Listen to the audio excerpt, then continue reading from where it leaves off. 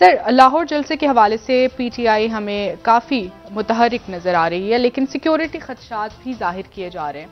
ये जलसा पीटीआई के लिए कितना कारामद साबित होगा, इसके क्या असरात होंगे हुकूमत पर, और क्या बाकी में सिक्योरिटी खदशात हैं साबिक वज़ीर आज़म को? देखें, सबसे पहली बात तो ये कि जो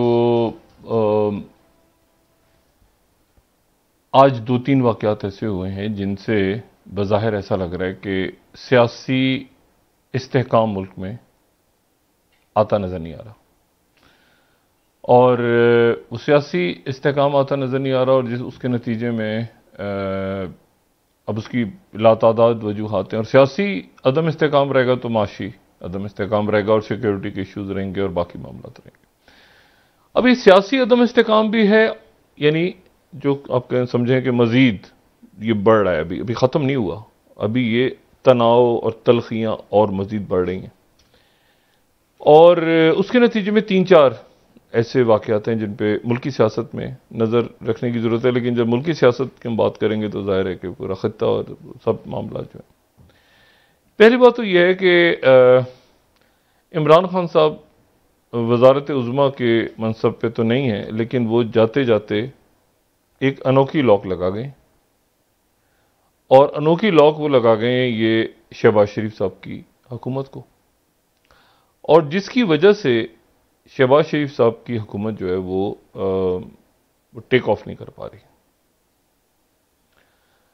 और अब बिलावल भुट्टो जरदारी साहब के हवाले से हमने कल बात की थी, और बाकी इत्तेहादियों के हवाले से बात की। तो बिलावल भुट्टो जरदारी साहब जो आज लंदन पहुंच गए हैं, और उसके बाद पाकिस्तान पीपल्स पार्टी के मजीद रहनुमा भी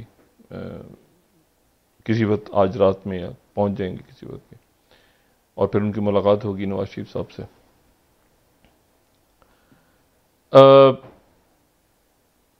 शहबाज शरीफ साहब जो हैं वो कुछ मामलात पे वो परेशान हैं बतौर वज़ीर आज़म, और परेशान इसलिए हैं कि पाकिस्तान की तारीख में गालिबन ये पहली हुकूमत मरकज़ में है। यानी अगर आप देखें, मिसाल के तौर पे आप शुरू करें पीपल्स पार्टी के दौर से शुरू करें, आप जरदारी साहब के दौर से, तो जरदारी साहब का दौर है तो उसमें उनके पास मरकज़ है, और उनके पास सिंध है, और साथ उनके पास गिलगित बल्तिस्तान भी है एक वक्त में, और एक वक्त ऐसा कि बलूचिस्तान भी है उनके पास, ठीक है, और फिर उनके पास जो है वो आज़ाद कश्मीर भी आ जाता है। तो मतलब सूबाई है। इसी तरह से आप मुस्लिम लीग नवाज की अगर हुकूमत देखें, जब नवाज शरीफ साहब यहाँ मौजूद हैं तो शहबाज शरीफ साहब की हुकूमत है जी, ठीक है। ये पहली हुकूमत है जो कि जिसके पास कोई सूबा नहीं है, यानी वो फैजाबाद से शुरू होती है और ये इस्लामाबाद में ख़त्म हो जाती है, बीच में मरी, रावलपिंडी, ये सारा पंजाब का इलाका, दाएं बाएं, ये केपी, यहां पर उनकी हुकूमत है ही नहीं शहबाज शरीफ साहब की। ये अजीबो गरीब किस्म की हुकूमत है, ठीक है। और यानी और इसके मुकाबले पे जो इमरान खान साहब हैं, इमरान खान साहब के पास इस वक्त आज़ाद कश्मीर भी है, खैबर पख्तूनख्वा भी है, और पंजाब भी है। पंजाब के अंदर भी अनोखी लॉक लगा हुआ है, और सदर भी उनका है, और वो सड़कों पे भी आ गए हुए हैं। देखिए ना, अब अनोखी लॉक लग गया हुआ है ना, इस मौजूदा हुकूमत को चारों तरफ से अनोखी लॉक लगा हुआ है। वे बहुत सारे इत्तेहादी हैं। 174 वोट जो हैं मिले थे शहबाज शरीफ साहब को, तो अल्लाह ताला मग़फ़िरत फरमाए। इकबाल मोहम्मद अली साहब को उनका इंतकाल हो गया, तो अब 173 वोट हैं, 172 के ऊपर जो है वो वज़ीर आज़म बनता है। यानी एक वोट इधर उधर हो जाता है तो वो एक नुक्ते ने हमें महरम से मुजरिम या मुजरिम से महरम जो भी, तो एक वोट के ऊपर हुकूमत खड़ी हुई है।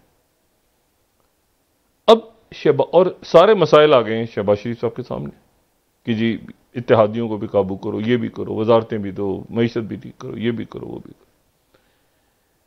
हमजा शहबाज जो है वो उनको वहां पर अजीब व गरीब किस्म के मामले में वो फंस गए।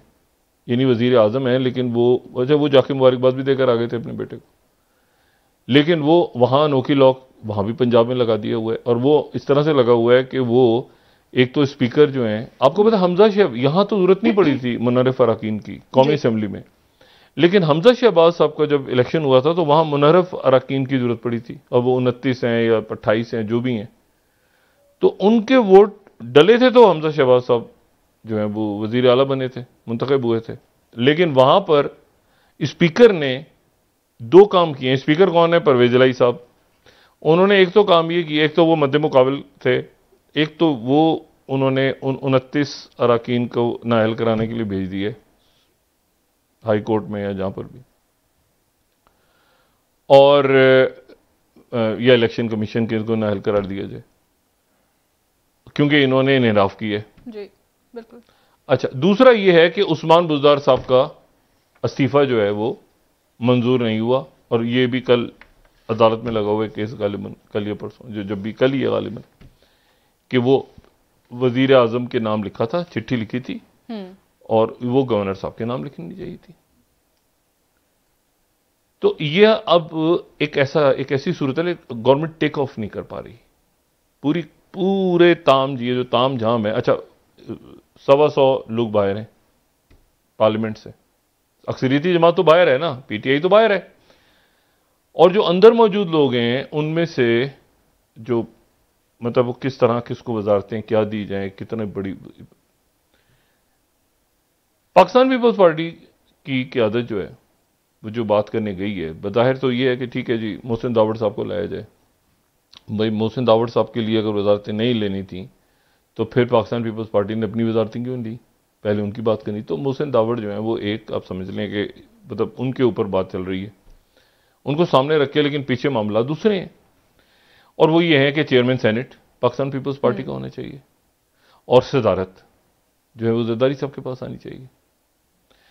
और इसके ऊपर जो है वो अब वहां मियां नवाज शरीफ साहब जो हैं, मुझे कोई ब्रेक थ्रू होता नजर नहीं आ रहा।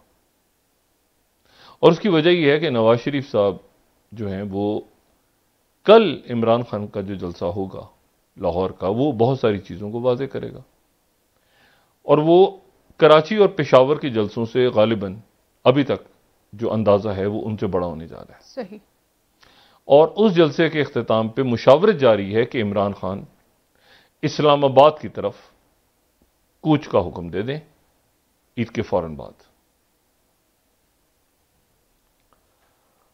और दे भी सकते हैं नहीं भी दे सकते, अभी मुशावरत है। देखना है कि कल के जलसे में वो क्या ऐलान करते हैं। नवाज शरीफ साहब जो हैं वो वतन वापस नहीं आ रहे फिलहाल।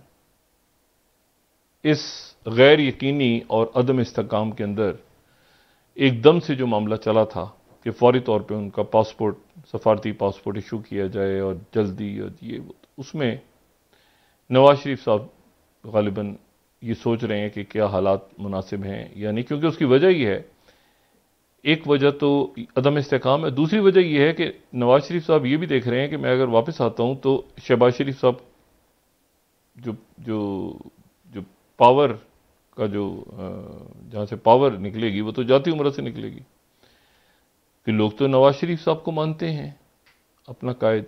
उस दिन जब ये मैं पार्लियामेंट में था और यहाँ पे शहबाज शरीफ साहब का जब ये इलेक्ट हो रहे थे तो तकरीबन पूरे हॉल में नवाज शरीफ साहब के नारे लग रहे थे।